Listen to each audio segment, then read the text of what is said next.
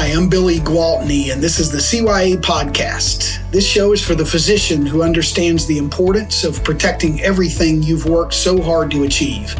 Each week, I'll bring you tips and advice to help you cut through the clutter and misinformation and show you exactly what you need to preserve your income and way of life. If you're ready to achieve the peace of mind that only financial security can bring, let's get started.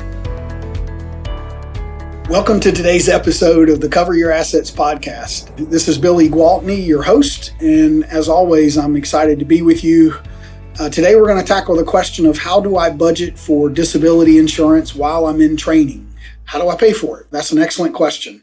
In working with thousands of resident and fellow physician clients across the country in obtaining their specialty disability coverage that they'll take throughout their careers, this question comes up a good bit. For whatever reason, the top insurance companies in this marketplace kind of roll out the red carpet to trainees, to residents and fellows. They offer their largest discounts by a long shot to trainees. If you secure those discounts, you keep them forever. The medical screening can be easier or quicker. And for whatever reason, that's for trainees. When you become an attending, I do work with attendings that for whatever reason just never get around to this in training. And for the most part, they pay more pretty consistently. There are just fewer discounts that can be had for an attending compared to a trainee. And so, as I said, the red carpet's rolled out, and the catch-22 is that resident or fellow physician is trying to figure out where they're going to get the money to pay for it. And so it's a great deal, assuming you can afford it, which can be a big assumption. One reason I work with physicians and enjoy it is I really admire what you do, what my clients do. It's not easy to put your life on hold for years to become really good at something and go into significant debt in a lot of cases for the privilege, and then always have the pressure of getting the diagnosis correct or the surgery right. That's a big deal, and we need more of you, not less. And so, in thinking through this particular question, I do have a lot of empathy, and I want to help clients navigate through this. And I'm just putting this out here as food for thought on how to potentially answer this question. Obviously, it's your decision, and I'm happy to help you if and when the time comes when you're ready.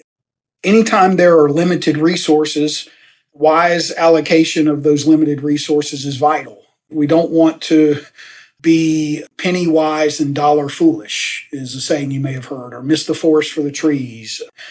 And so what I typically tell clients, I just want to make sure this is clear, and then you make the decision from that point. Your most important asset will never be your house or your 401k or your some kind of investment account.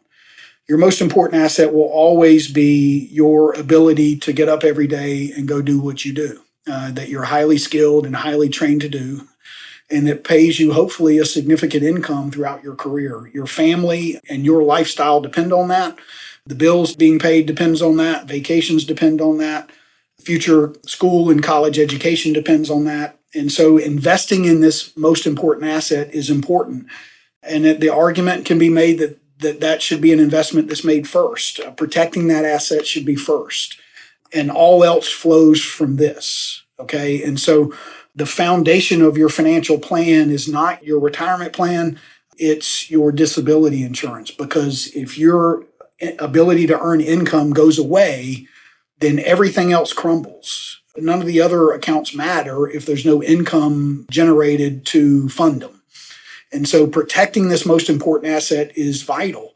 And so while you're in training, again, the argument can be made to consider not putting money into a 401k or other savings account or investment account instead of getting disability insurance, that you should protect your most important asset before you fund retirement, especially when you're in training. Again, I'm not a financial advisor, but that is something that is wise to consider at least. Also, have clients say, hey, should I get life insurance also?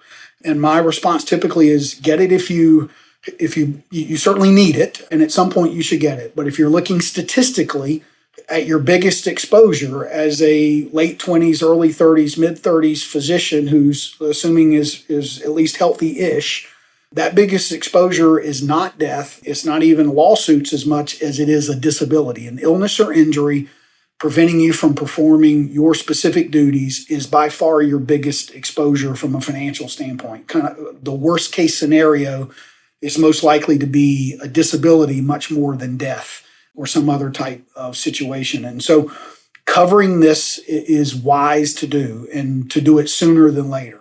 Now, again, I say that from knowing that my clients are living on peanut butter sandwiches and maybe macaroni and cheese and an occasional vegetable thrown in or what have you. And so I understand that.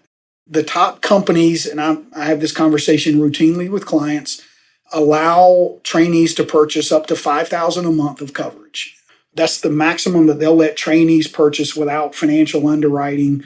And so you can purchase $5,000. One company has recently increased it up to $6,000. Well, let's say for argument's sake, it's $5,000. There's no law or rule that says you have to start at $5,000. So you can start lower. Okay. And if you do it correctly, let's say you start at $2,500 or $2,000 or $1,000, whatever it is. And you go, well, why would I do that?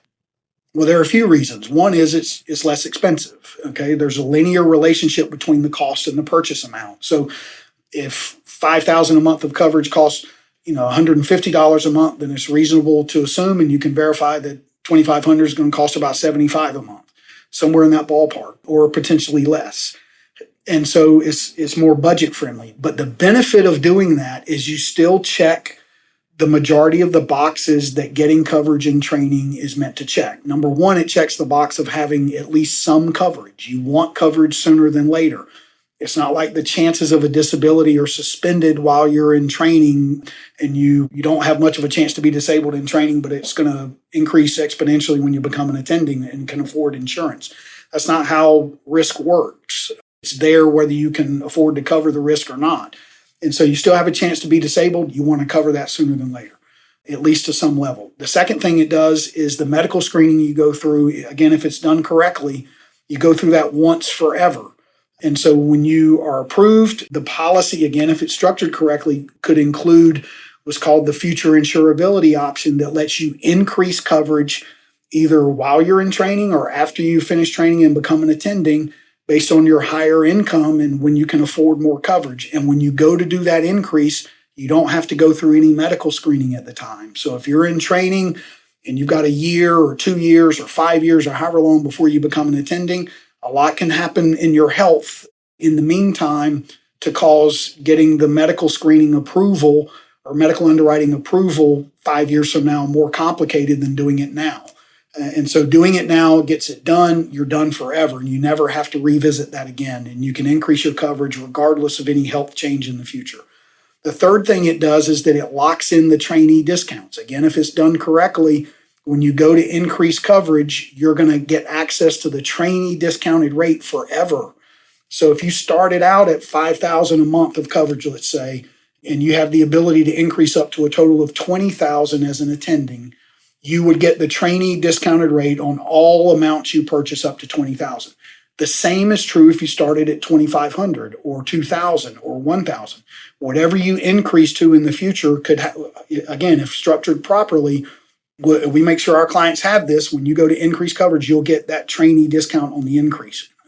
Also, there are 2 companies currently, there may be more in the near future, that will allow you to start at $2,000 or $2,500 or some lower amount and still have access to their total future $20,000 or $30,000 insurability pool in the future.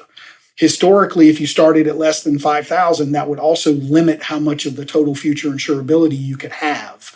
And you may not have known that, but that was the case. So if you started at $2,500 a month of coverage, you may only be able to increase up to a cap of, say, $10,000 instead of $20,000 had you started at the $5,000 initial benefit amount. And so at the risk of confusing you as you listen to this, I just want to make sure that I mention this because it's worth trying to make sure it's clear that if you do it correctly, you can start at $2,000 or $2,500 and still have the ability to increase up to a total of $20,000 or even $30,000 with one company now, depending on your specialty, without ever having to go back through medical screening and with the trainee discount included on all of that. And so that could be a much more budget-friendly approach to making sure you insure your most important asset sooner rather than later, hopefully when you're healthiest. And so I hope this has been helpful. I would be happy to discuss this in more detail. I just felt compelled to make sure we got this topic out there because this does come up a lot about the budgeting and limited resources in training. Please feel free to text me anytime to arrange a conversation or with any questions. My number is 704-270-2376. Again, that's 704-270-2376.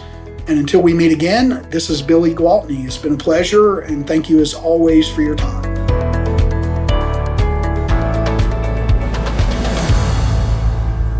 This is thepodcastfactory.com.